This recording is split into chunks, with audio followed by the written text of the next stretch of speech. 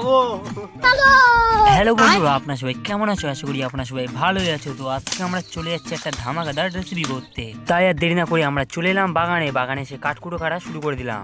তো বন্ধুরা, তোমরা দেখতেই পাচ্ছ আমরা এখন মাল জান নিয়ে চলে যাচ্ছি আমাদের রেসিপির জন্য। তো এই যে আমাদের ড্রাইভার, এই যে আমাদের ওয়াটারওয়ালা মানে পানি আয়লা, এটা কোথায় সেই দূরে কলা বাগান দেখা যাচ্ছে, ওটা আমাদের লোকেশন, ওখানে আমরা যাবো এই মালগুলো।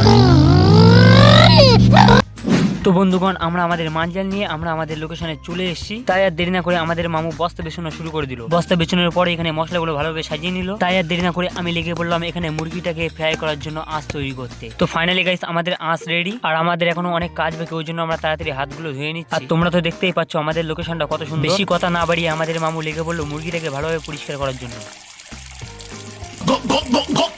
মুরগিটা ধোয়া হয়ে গেল। তাই আর দেরি না করে মুরগিটা কাটাকুটি শুরু করে দিল। सिस्टम पार देंगे। গাইস, আজকে আমরা খাবো।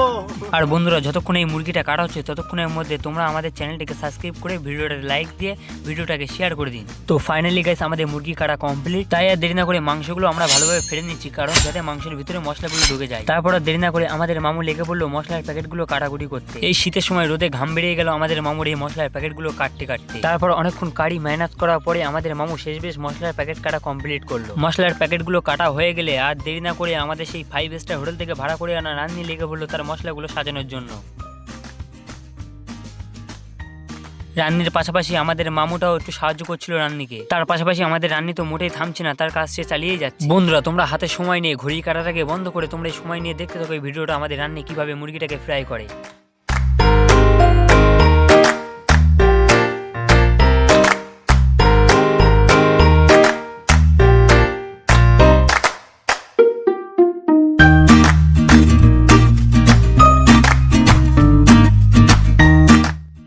তারপরে বন্ধুরা, তোমরা দেখতেই পাচ্ছ আমাদের সেই রান্নি কারি মেহনতের পর তার মশলা মাখানো কমপ্লিট হলো। তাই আর দেরি না করে আমাদের রান্নি লেগে পড়লো মাংসের গায়ে ভালোভাবে মশলাগুলো মাখানোর জন্য। তারপরে আমাদের রান্নি একে একে সব মাংসের গায়ে মশলা মাখানো কমপ্লিট করছে। আর হ্যাঁ, এটা কোনো ভাড়া করা রান্নি নয়, এটা আমাদের বন্ধু। আর এদিকে আমাদের একটা ভুল হয়ে গিয়েছে, কারণ আমরা যে আঁচটা করেছি ওটা বড্ড নিচু হয়ে গেছে, ওই জন্য তার তলায় গাড্ডা করে নিতে হচ্ছে।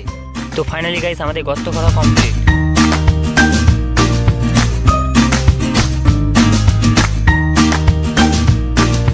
আর তোমরা তো দেখতেই পাচ্ছ আমাদের মামু কত স্পিডে শসাগুলো কাটছে। এত স্পিডে তোমরা কেউ কাটতে পারো? যদি কাটতে পারো তাহলে কমেন্ট করো। বন্ধুরা, হাতে সময় নিয়ে ভিডিওটা দেখতে থাকো। ভিডিওটা আজকে খুব সুন্দর ধামাকাদার হতে চলেছে। আর হ্যাঁ বন্ধুরা, তোমরা শুধু দেখলেই হবে না, ফটাফট লাইক আর সাবস্ক্রাইব করে দাও।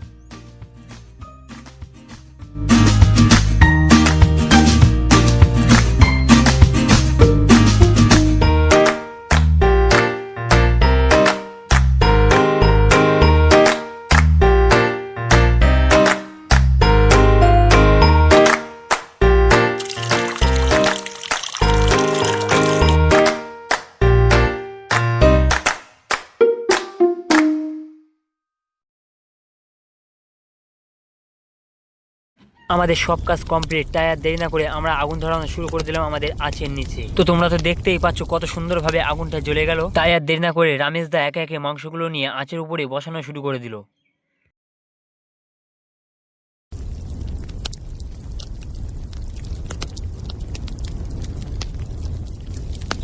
তো গাইস, তোমরা তো দেখতেই পাচ্ছ আমাদের রামেশদা কত সুন্দরভাবে মাংসগুলো ফ্রাই করছে। আমাদের এই রামেশদার কঠোর পরিশ্রমের জন্য তোমরা তো একটা লাইক তো দিতেই পারো। তাহলে বন্ধুরা, দেরি কিসের, ফটাফট লাইক আর সাবস্ক্রাইব করে দাও। আর পরের জনকে দেখার জন্য ভিডিওটা শেয়ার করে দাও। আর মাংস পোড়াতে যা হলো, দমকা হাওয়া আসলো কিন্তু আগুন জ্বললো না। তাই আর দেরি না করে কলা পাতা কেটে এনে আঁচের 4 সাইডে ঘিরে দিলাম, যাতে হাওয়া না লাগে। তারপর মাংস পুরানো হয়ে গেলে আমরা সেই পুরা মাংসে তেল লাগিয়ে নিচ্ছি, কারণ ভালো করে এগুলো ফ্রাই করতে হবে। তারপর আর দেরি না করে আমাদের রামেশ দা একে একে মাংসে তেল লাগিয়ে সব আঁচের উপরে দেওয়া শুরু করে দিল। বন্ধু, অত মন দিয়ে কি দেখছো? লোভ লেগে যাবে। তারপর আমাদের সবার কারি মেহনতের পরে একে একে মাংসগুলো কুড়িয়ে রাখা হচ্ছে সব প্লেটের উপরে। বন্ধুরা, বেশি নজর দিয়ে দেখো না, আবার নেশা লেগে যেতে পারে। আর নেশা লেগে গেলে কিন্তু খুব আফসোস হবে। বেশি কথা না বাড়িয়ে আমাদের রামেশ দা তার কাজ খুব মন দিয়ে চালিয়ে যাচ্ছে।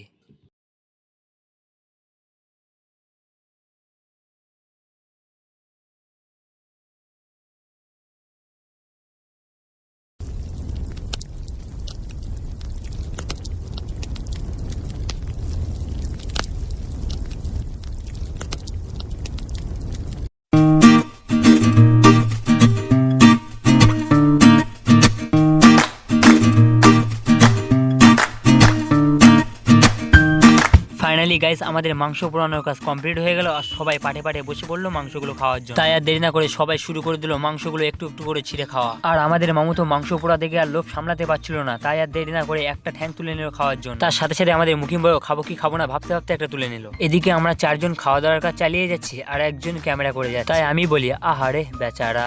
আর তোমরা তো দেখতে পাচ্ছ আমাদের মামুর খাওয়া রিয়েকশনটা, জাস্ট রিয়েকশন। এদিকে আবার মুখিম ভাই বলছে আহা সেই স্বাদ। আর গাইস তোমরা তো দেখতেই পাচ্ছ আমাদের রামেশদা একটু কষ্ট বেশি করেছে বলে একা একা খেয়েই যাচ্ছে, একবারও কাউকে বলছে না যে তোরা একটু খা। ফাইনালি গাইস আমরা খাওয়া দাওয়ার কাজ শেষ করে ফেললাম। খাওয়া দাওয়ার কাজ শেষ হয়ে গেলে আমরা চলে যাচ্ছি বাড়িতে। আর তোমরা যারা ভিডিওটা শেষ পর্যন্ত দেখেছো তোমাদের নামগুলো কমেন্টে লিখে যাবে।